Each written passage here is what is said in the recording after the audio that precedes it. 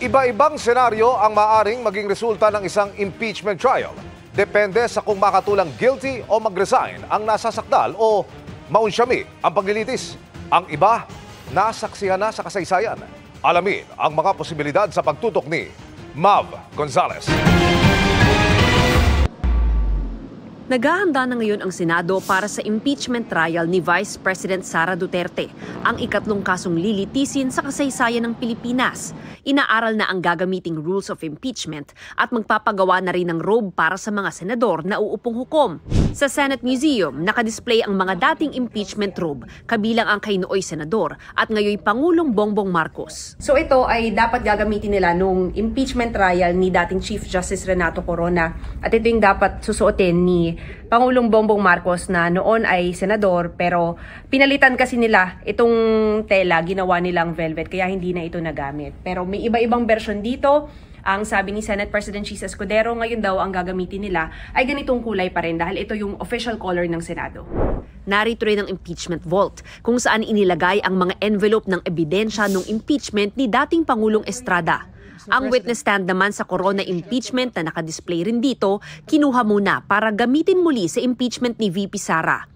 Sa isang impeachment trial, magpapasya ang mga senator judges kung guilty o not guilty ang nasasakdal. Kung guilty ang hatol, matatanggal siya sa pwesto at hindi na maaaring humawak ng anumang pwesto sa gobyerno. Gaya sa kaso ni dating Chief Justice Renato Corona noong taong 2012 na hinatulang guilty dahil sa hindi pagdeklara ng yaman sa kanyang Statement of Assets, Liabilities and Net Worth o SALN. Sakaling maakwit, maaari uling magsampa ng impeachment complaint matapos ang isang taon. Sa kasaysayan ng Pilipinas, wala pang naaakwit sa mga inimpeach na opisyal. Maaari ring hindi matuloy ang impeachment trial dahil nag-resign sa pwesto ang opisyal, gaya sa kaso ni dating Ombudsman Maria Merceditas Gutierrez na na-impeach dahil sa hindi raw kaagad na pag-aksyon sa mga kaso ni na dating Pangulong Gloria Arroyo at iba. Taong 2011, bago pa masimulan ng paglilitis, nagbitiw siya sa pwesto at inarchive na lang ng Senado ang impeachment complaint sa kanya. Sa kaso naman ni dating COMELEC Chairman Andres Bautista noong taong 2017, ilang oras matapos niya inanunsyo na magbibitiw sa pagtatapos ng taon, inimpeach siya ng Kamara dahil sa umano'y kayamanang hindi niya idineklara at iba pa. Agad na tinanggap ni Pangulong Rodrigo Duterte ang kanyang resignation.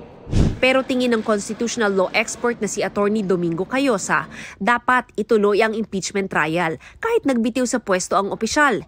Hindi lang kasi pagtanggal sa pwesto ang penalty, kundi pati disqualification sa paghawak ng pwesto sa gobyerno. People have to know whether or not the charges are correct. The Constitution does not say or, it says and disqualification from any public office. I don't think it's good public policy also to just let people resign and then hindi na sila mananagot.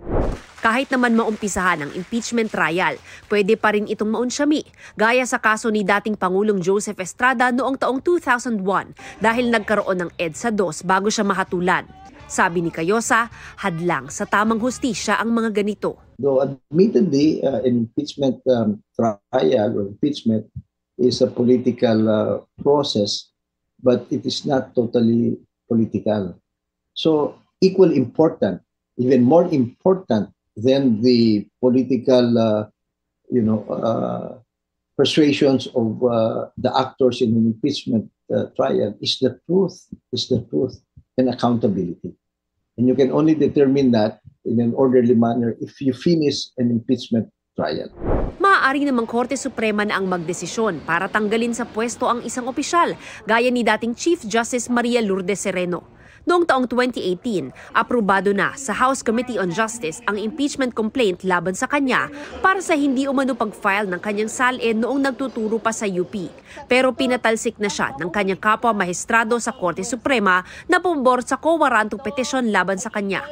Alinman sa mga senaryo ang mangyari, sinabi ni Cayosa na pwede pa rin maghain ng kasong kriminal at sibil laban sa impeached official. If there's enough evidence, they can pursue criminal charges against the impeached official. There's no double jeopardy. As a matter of fact, even civil charges for cases for civil damages may arise out of the same part.